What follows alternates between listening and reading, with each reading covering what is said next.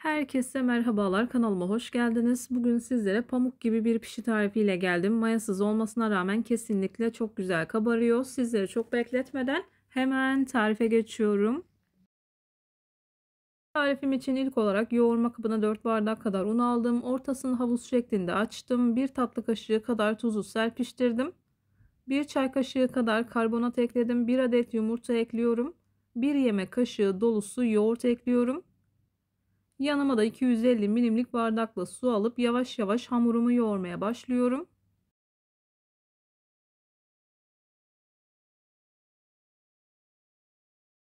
Suyu azar azar kontrollü bir şekilde eklemeye özen gösterin. Ben bu tarif için 250 milimlik bardakla 1 bardak su kullandım. Un için ölçü olarak 200 milimlik bardak kullandım. Yavaş yavaş hamuru yoğuruyorum. Hamurumuzun oldukça yumuşak, ele yapışan kıvamda bir hamur olması gerekiyor. İyice yoğurduğunuz zaman elinize bırakacaktır.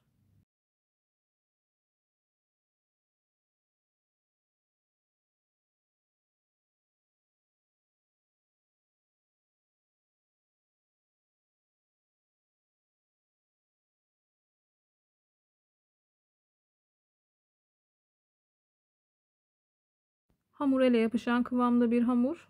Bardağın dibinde kalan suyu da kullandım. 1 yemek kaşığı kadar çörek otu serpiştiriyorum. İsteğe bağlı olarak azaltabilir veya çoğaltabilirsiniz. Yavaş yavaş hamuru toparlıyorum. Son toparlamada 1 yemek kaşığı kadar sıvı yağını döküp toparladım. İsterseniz 1 yemek kaşığı kadar un ekleyip toparladıktan sonra 1 yemek kaşığı kadar da sıvı yağ ekleyip bu kıvamı elde edebilirsiniz. Bu tarz tariflerde hamuru ne kadar güzel yoğurursanız yaptığınız hamur işi tariflerinden o kadar memnun kalırsınız.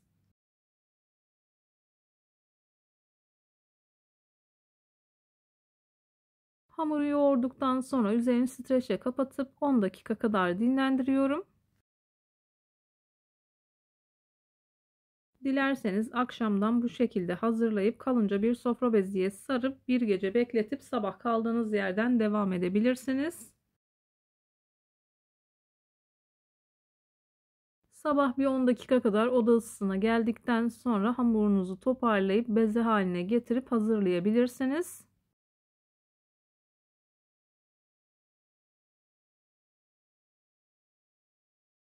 Hamur toparladım. Hamur kartı ile göz kararı olacak şekilde parçalara ayırdım. Bu hamurdan 8 adet beze elde ediyorum.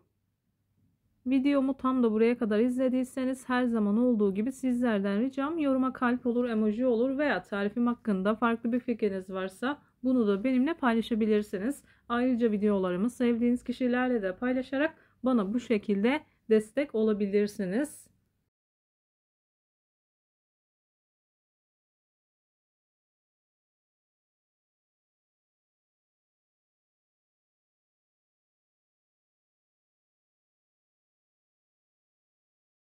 Bezelerimi hazırladıktan sonra açma işlemine geçiyorum.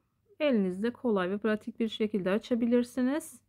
Bir yandan açıp bir yandan pişirirseniz daha güzel oluyor. Ben birkaç tanesini açıyorum.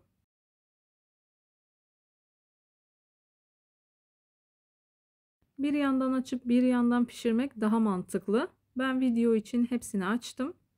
Elim alışkın olduğu için masaya yapışsa da elimin üzerine alabiliyorum. Hamurla çok fazla oynamıyorsanız zorlanabilirsiniz. Bir yandan açın bu şekilde. Diğeri pişerken diğerini açabilirsiniz. Daha kolay olur.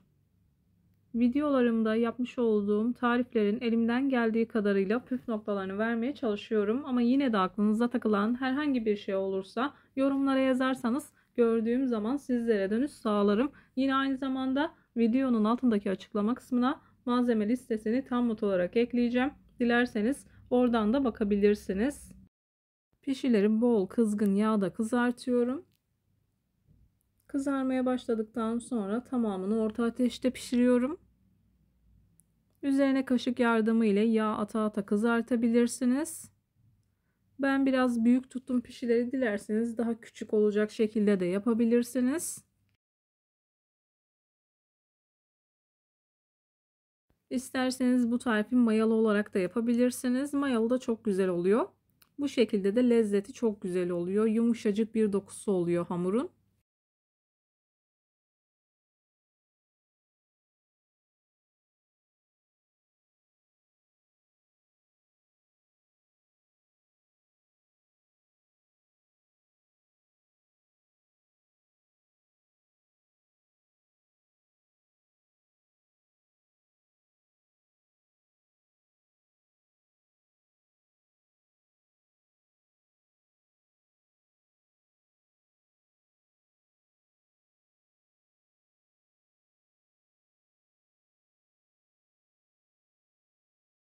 Pişilerimin hepsini aynı şekilde pişiriyorum.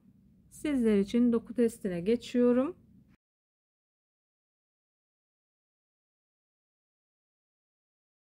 Pişilerin hepsini pişirdim. Yumuşacık pamuk gibi oldular. Kesinlikle yağ çekmediler. Bir videonun bir tarifin daha sonuna geldim. Umarım tarifi beğenmişsinizdir. Tarifimi beğendiyseniz beğenmeyi, kanalıma hala abone değilseniz kanalıma abone olmayı, bildirim zilini açmayı lütfen unutmayın. Hoşça kalın. Allah'a emanet olun.